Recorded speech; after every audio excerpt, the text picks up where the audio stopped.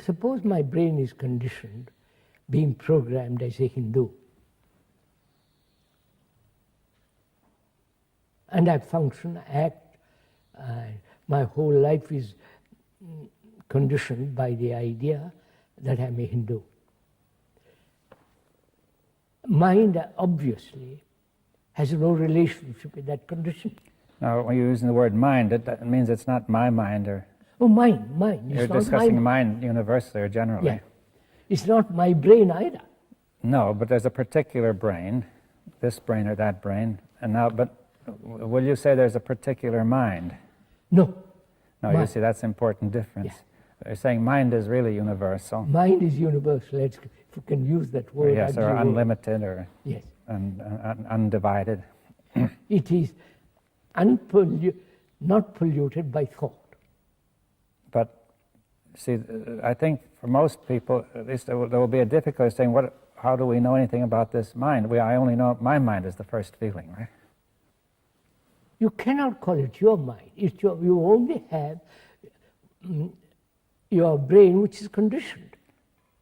You can't say it's my mind. Yes. Well, whatever is going on inside, I feel is mine. It's very different from what's going on inside somebody else. No, I question whether it's... At least that seems different at first I sight. question whether it is different.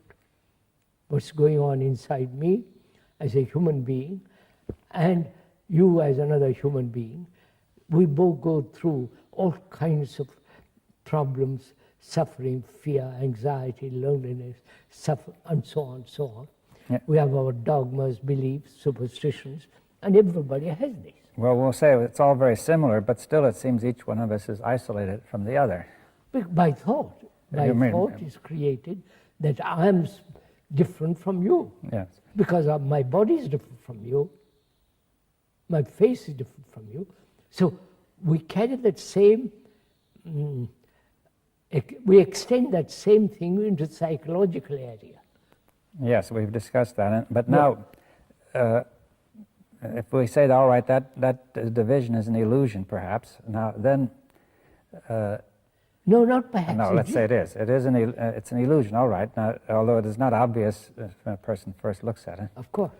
Now then, and we say mind, not only, in reality, even brain is not divided, because we're saying that we're all not only basically similar, but really connected, right? And then we say beyond all that is mind, which has no division at all. It is unconditioned.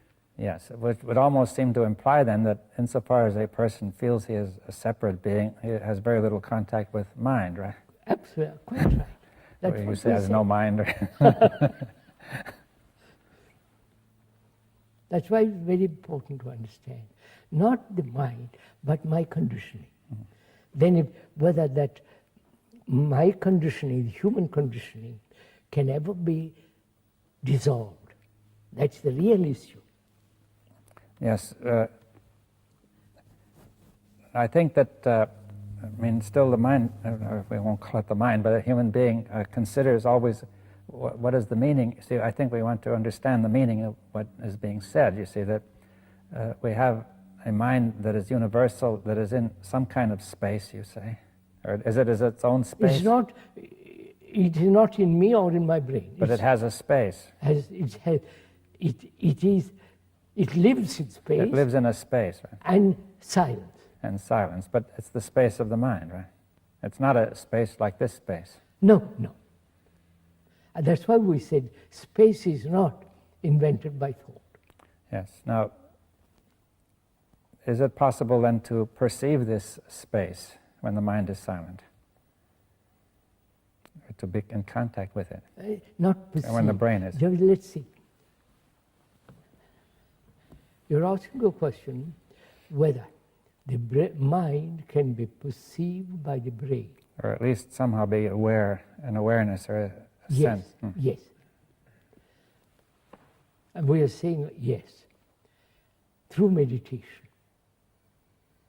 You may not like to use that word. Well, I don't mind. I think it is possible to bring about, she said that's a difficulty. When we use the word meditation, it's generally understood there is always a meditator meditating. The meditation is really an unconscious process.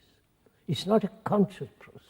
Well, and how are you able to say that meditation takes place then if it's unconscious? It is taking place when the brain is quiet. Well, you mean by consciousness all the movement of thought? Yes, movement of thought. With feeling, desire, will, and all that goes with it, right? But there's a kind of awareness still, isn't there? Oh, yes. Yes, you see, it depends what you call awareness. yes. Awareness of what? I don't, possibly awareness of something deeper, I don't know.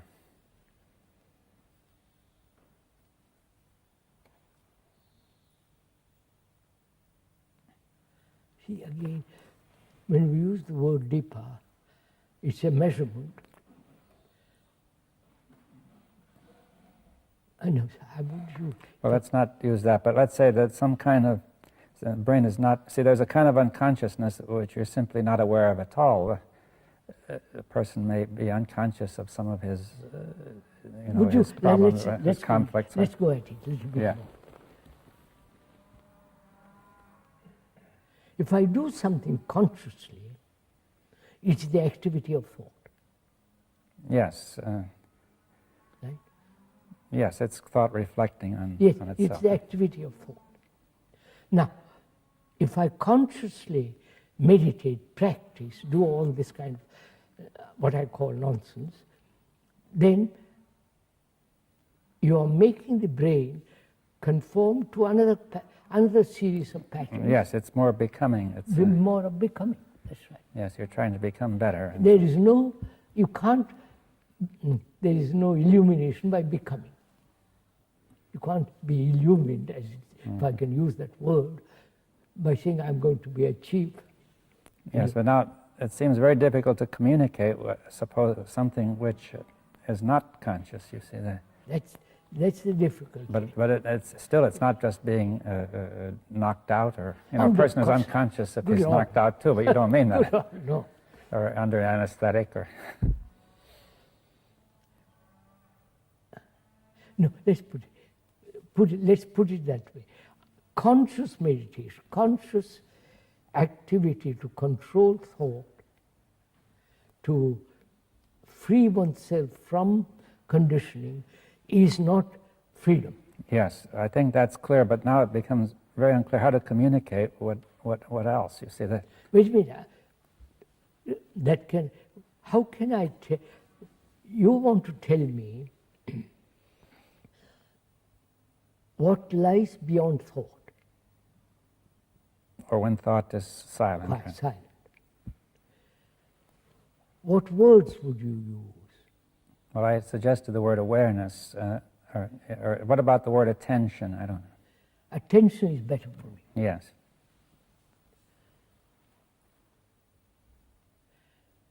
Would you say attention? In attention, there is no center as the me.